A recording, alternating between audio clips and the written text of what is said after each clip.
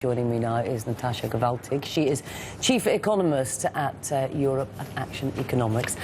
Thank you very much indeed for joining us again today. If we just have a look at what's happening with Spain, there was an idea maybe that the pressure was slightly off Spain. Some commentators even saying that sort of in the run-up to Christmas, they're just the speculators rather just weren't there. And yet this downgrade does trigger or remind us perhaps of the concerns that are there.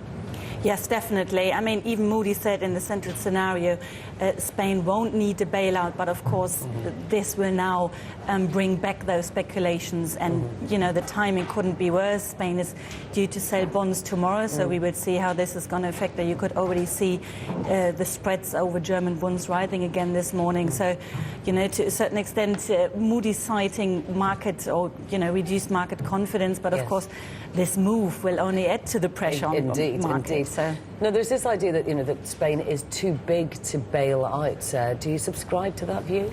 Well, I mean, you know, if it comes to it, I think it will be possible. I mean, to bail out Spain. But the problem is at the moment, of course, that the whole public bickering we see in the EU and ahead of the summit now, should we, shouldn't we top up the bailout fund?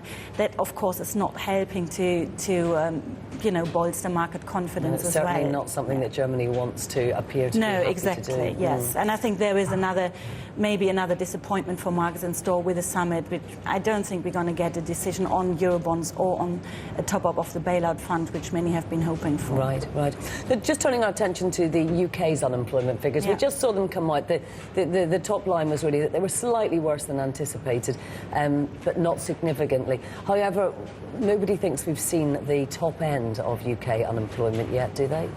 Well, I think, you know, the UK, to a certain extent, the same as Germany, has been benefiting very much from a very buoyant demand globally for machinery products, and we have seen an improvement in, you know, surprisingly good numbers out of the UK, helped also, of course, by the weak pound. But I think what we haven't seen yet is the full extent of public sector job cuts and what is, you know, on the tail end of that. So I think, yeah, there are risks that the improvement we have seen is now starting to slow down, and we may see another increase.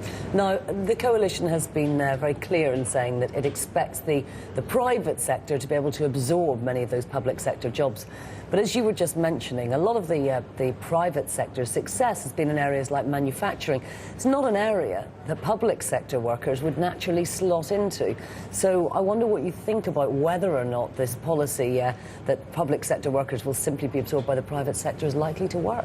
Well, I think, yeah, as you say, the problem is that where jobs are cut or are likely going to be cut, you know, are not the areas where jobs are forthcoming at the moment. When you look at the areas where jobs are, you know, are being created, it's the construction sector, production sectors, and not the clerical sector, not sectors where the public sector workers may easily slot in. You know, so the overall numbers we are seeing, or the better statistics, always, of course, gloss over the fact that some people will totally fall out of the labour market and others come in. But I mean, where the UK has been quite good actually is getting the young into the process, and I think in comparison to Spain, for example, to go back to that, that is a big problem there, and that of course is there was a, you know, talk of a whole lost generation that may not be able to get into the labour market, and that I think you know, the UK has actually been quite good at.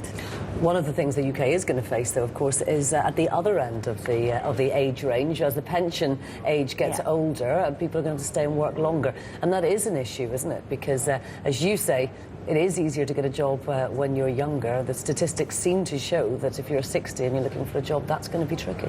Yes, I mean, the problem also, of course, is that the new jobs created often are on the lower wage scale, on the lower skill set area, and yeah, the people that are at the end of their working lives tend to have higher remuneration expectations, but also higher, they're looking for better qualified jobs, and that is going to be a problem. But yeah, it's not only the UK that's facing the issue. That is something the whole of Europe is facing. Indeed. Natascha Gewaltig, thank you very much indeed for joining us today.